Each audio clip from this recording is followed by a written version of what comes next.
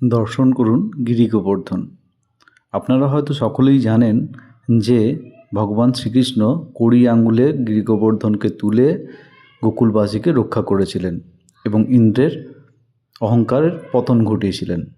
কিন্তু আপনারা অনেকে হয়তো জানেন না যে এই গিরি গোবর্ধনজি রামচন্দ্রের যুগেও ছিলেন এবং তিনি কিভাবে এই ব্রজভূমিতে এলেন এইসব বিষয়ই আজকে আপনাদের জানাবো। লঙ্কায় পৌঁছানোর জন্য রামচন্দ্র তখন সেতু বন্ধনের ব্যবস্থা করছেন। বিভিন্ন বাঁদর সেনারা সেখানে বিভিন্ন বড় বড় পাথর, পর্বতের চূড়া ফেলে সেখানে সেতু তৈরি করছেন। সেই সময় হনুমান গেছেন গিরি গোবর্ধনের কাছে। গিরি গোবর্ধন তো খুব খুশি, কারণ তিনি ভগবান রামচন্দ্রের সেবায় লাগতে পারবেন এটা জেনে ওনার খুব আনন্দ হচ্ছে। এমন সময় আকাশ থেকে দৈববাণী হলো যে সেতু বন্ধন সম্পূর্ণ হয়ে গেছে, আর পাথর লাগবে না। তা শুনে গোবর্ধনের খুব মন খারাপ। তখন শ্রী রামচন্দ্র তাকে আশ্বাস দেন যে পরবর্তীকালে পরের জন্মে যখন তিনি শ্রীকৃষ্ণ হয়ে আসবেন পৃথিবীতে, তখন তার সাথে লীলা করবেন। তা শুনে গোবর্ধন খুব খুশি হয় এবং দীর্ঘদিন ভগবানের জন্য অপেক্ষায় থাকেন।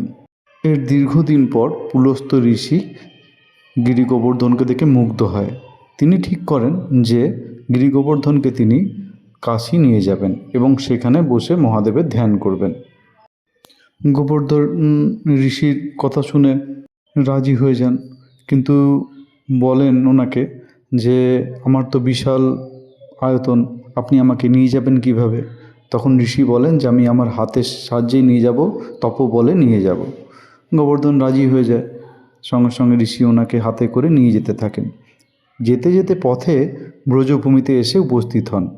সেই সময় এবং গিরি গোবর্ধনজি তা দেখে ওনার মনে পড়ে যে এখানে তো ভগবান আসবেন, নানা লীলা করবেন, তাহলে আমাকে সেই লীলার অংশ হতে হবে। তখন তিনি তার ওজন বহুগুণ বাড়িয়ে দেন।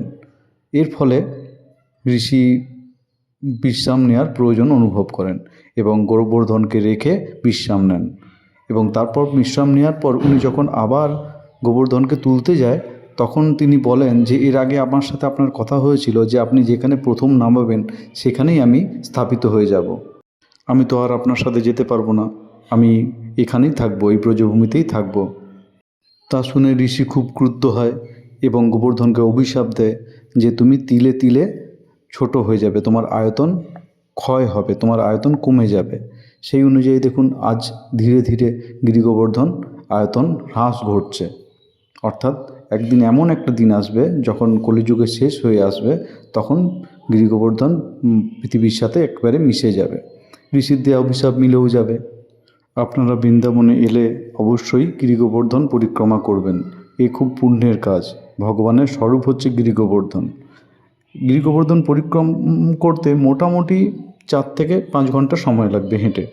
আর আপনি চাইলে টোটোয় করেও ঘুরতে পারেন, তার ব্যবস্থাও আছে, 200 টাকা নেয়।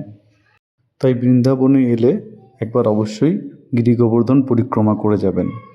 আর এই গিরি গোবর্ধন পরিক্রমা করতে করতেই আপনি পেয়ে যাবেন শ্যামকুণ্ড, রাধাকুণ্ড, বলরাম কুণ্ড, বিভিন্ন কুণ্ডগুলো। এই দেখুন আমরা পরিক্রমা করতে করতে চলে এসেছি মানসী গঙ্গার কাছে। ভগবান শ্রীকৃষ্ণ গঙ্গা দেবীকে এখানে আহ্বান করেছিলেন বৃন্দাবনবাসীদের জন্য।